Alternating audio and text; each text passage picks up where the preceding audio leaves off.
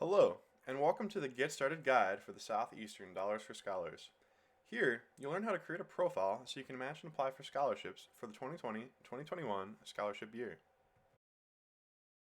Before we begin, please know the deadline to apply for scholarships is March 19th, 2021. We highly recommend your applications are finished in advance of this deadline to avoid any last-minute complications affecting your application. There are two ways to get to the Dollars for Scholars site to start your application, either through the Southeastern School District website or through the direct link. On the district website, you'll click Select a School at the top and find Kennerdale High School. From there, you'll click For Parents and click Dollars for Scholars. You'll be taken directly to the chapter website where we can start the process. Click Students and Parents at the top right. There's a couple things to note on this page. First are the resources at the bottom.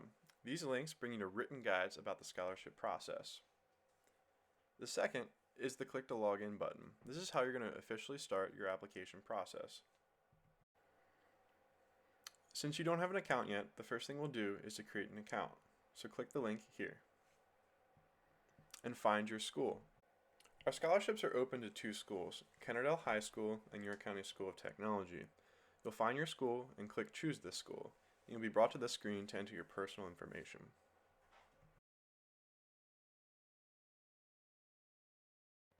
Once you complete the page, you'll click Submit at the bottom, and you'll be redirected to this screen. This is telling you to check your email for your account login information. You will have received an email from Dollars for Scholars with your login information, and it'll direct you to this page. Simply log in with that information now. You'll then be directed to create a new password and then verify the information you entered when you made your account. Please go through these fields and make sure everything is correct before moving forward. Once you have an account, you'll have access to your dashboard. Here, you'll see everything related to the scholarship process. You'll be able to work on your profile, see status updates for your transcript, recommendation, and consent form, and once the profile is complete, you'll see scholarships in which you match to. The profile is one of the most important pieces of the scholarship process. You'll want to reach 100% completion in order to properly match with scholarships. Let's click Work on Profile to begin the process. On the left-hand side are pages you need to go through in order to complete your profile. You'll notice on each page there are going to be items with a single or double asterisk. Double asterisk means you have to complete that in order to submit the page, and single asterisk means it increases your progress of the profile.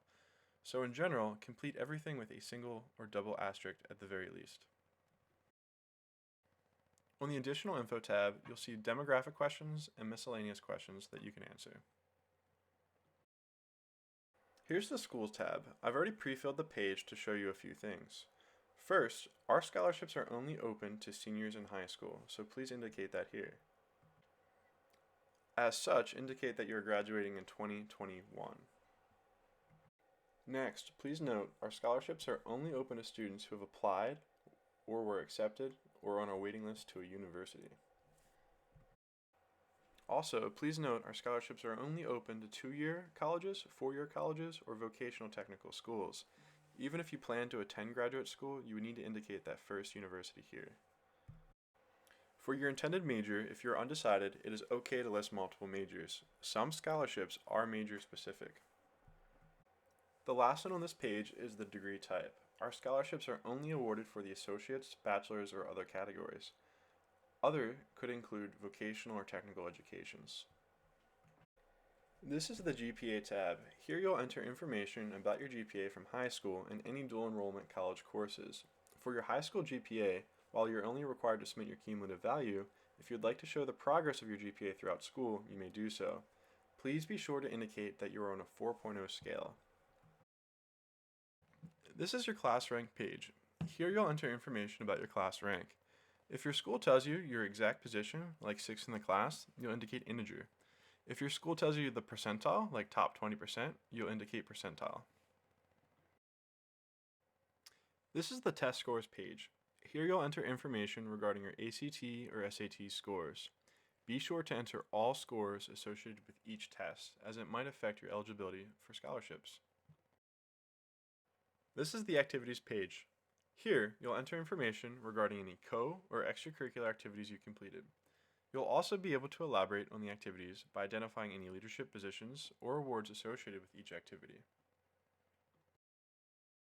This is the awards page. Here you'll enter any financial or merit awards you've received, including Dean's List and Honor Roll. This is the employment page. You can include any paid roles you've held during high school. For the Documents tab, you can upload any documents that cover anything additional you would feel useful to the Scholarship Selection Committee. The Southeastern Dollars for Scholars does not require any documents to be submitted here.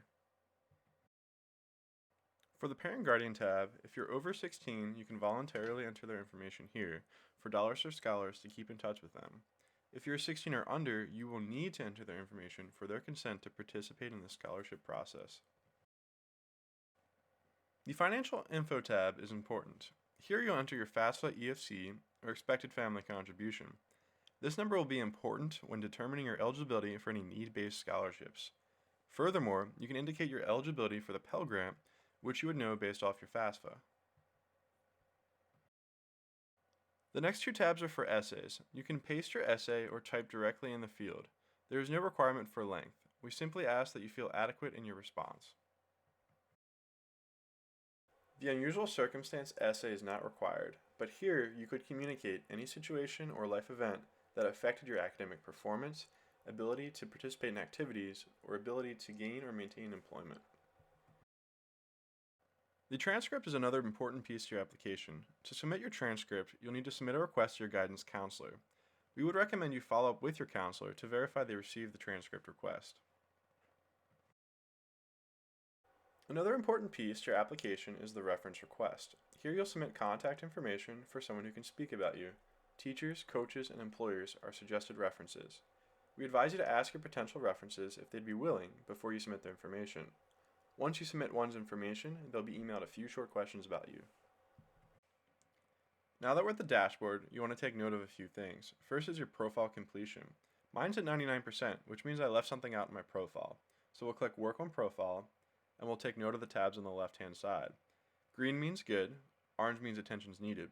So if we go into my Basic Info tab, you want to look at all the fields that have a single or double asterisk and see what you missed. In my case, I missed two minor fields, but those fields are important to my progress. Now, my profile is 100% complete.